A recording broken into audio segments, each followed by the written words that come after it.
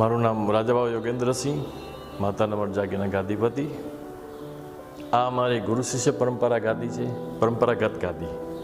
બીજું મારે જણાવવાનું કે કચ્છની દેવી મા આશાપુરા, એ કચ્છ દેશ દેવી મહાસભા તરીકે ઓળખાય છે. અહીંયા અસંખ્ય માણસો, લાખો સંખ્યામાં માણસો દર્શન માટે 12 માસ યાત્રીઓ પ્રવાસ ચાલુ જ હોય છે.